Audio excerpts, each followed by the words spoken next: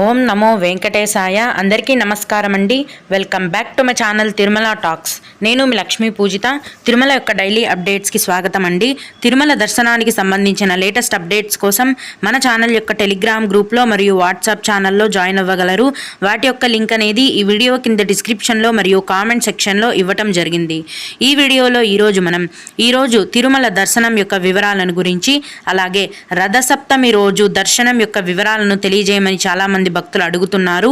వాటి యొక్క పూర్తి వివరాలను గురించి మరియు శ్రీవారి భక్తులు అడిగే దర్శనానికి సంబంధించిన సందేహాలు మరియు వాటి యొక్క సమాధానాలను గురించి కూడా తెలుసుకుందామండి.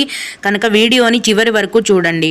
ముందుగా నిన్న అంటే ఫిబ్రవరి 1వ తేదీన తిరుమలలో స్వామివారిని మొత్తం 80,871 మంది భక్తులైతే దర్శనం చేసుకున్నారు. అందులో స్వామివారికి మొత్తం 24,257 మంది భక్తులు తలనీలాలను సమర్పించారు. నిన్నటి రోజున తిరుమలలోని శ్రీవారి హుండీ యొక్క ఆదాయం అనేది 3,78,00,000 రూపాయలు. రోజులాగే ఈరోజు కూడా ఎటువంటి దర్శనం టికెట్లు లేకుండా భక్తులను నేరుగా ఫ్రీ దర్శనానికి అనుమతిస్తున్నారు. ఈ విధంగా టికెట్స్ లేకుండా నేరుగా వెళ్లే ఫ్రీ దర్శనానికి దాదాపుగా 8 నుంచి 10 గంటల సమయం అనేది పడుతోంది. ఇంకా కొంచెం ఎక్కువ కూడా పట్టే అవకాశం ఉందండి. అలాగే తిరుపతిలో ఇచ్చే ఉచిత సర్వదర్శనం టికెట్లను తీసుకొని దర్శనానికి వెళ్లే భక్తులకైతే దర్శనానికి 4 నుంచి 5 గంటల సమయం పడుతోంది. 300 రూపాయల దర్శనం టికెట్లు కలిగి ఉన్న భక్తులకు మరియు 500 రూపాయల దర్శనం టికెట్లు కలిగి ఉన్న భక్తులకు దర్శనానికి 3 గంటల సమయం అనేది పడుతోంది. ఈరోజు కూడా చిన్న పిల్లల సుపదం ఇన్ఫాంట్ దర్శనం అనేది ఉందండి. ఇన్ఫాంట్ దర్శనానికి 1 గంట సమయం పడుతోంది. విఐపి బ్రేక్ దర్శనం టికెట్లు కలిగి ఉన్న భక్తులకు కూడా గంటలోపే దర్శనం అనేది పూర్తయిపోతుంది. దీన్ని బట్టి ఈరోజు కూడా భక్తుల యొక్క రద్దీ అనేది సాధారణ స్థాయిలోనే ఉంది అని మనం అర్థం చేసుకోవాలి. ఇప్పుడు ఫిబ్రవరి 4వ తేదీన రథసప్తమి పండుగ ఉందండి. ఆ రోజు జరిగే వాహన సేవలను చూడటానికి తిరుమలకు ఎక్కువ మొత్తంలో భక్తులు రావడం అనేది జరుగుతుంది. దాదాపుగా ఆ రోజు 2 లక్షల మంది భక్తులు వస్తారని టీటీడీ అంచనా వేస్తోంది.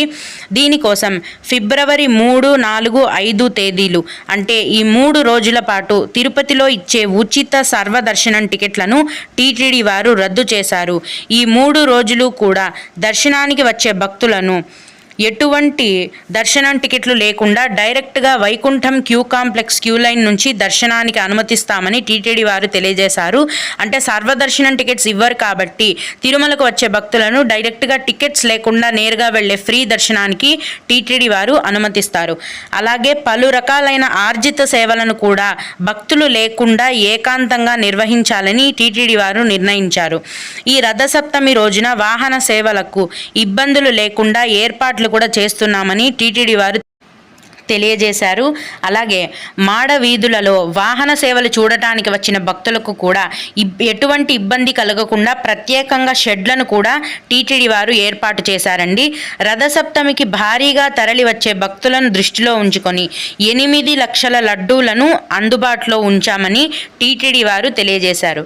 ఇవండి రథసప్తమి దర్శనానికి సంబంధించిన పూర్తి వివరాలు.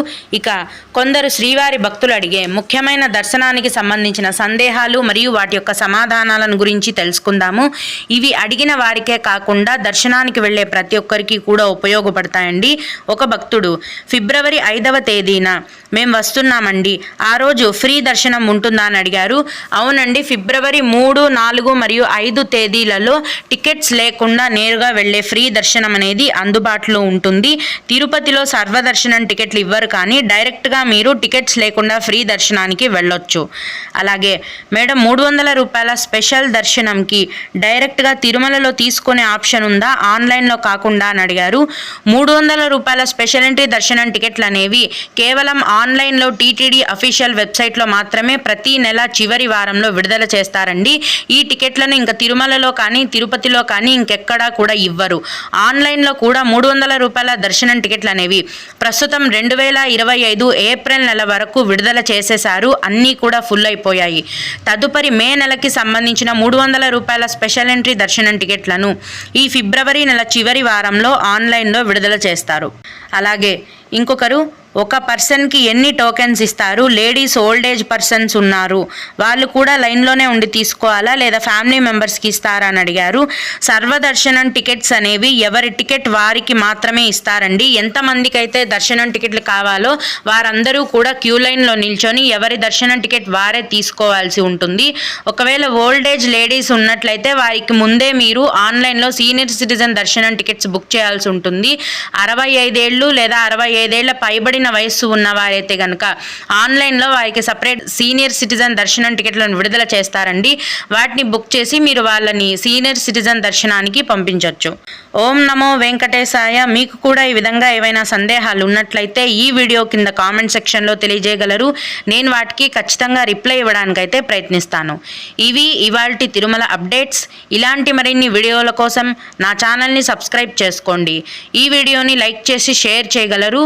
ఓం నమో వెంకటేశాయ.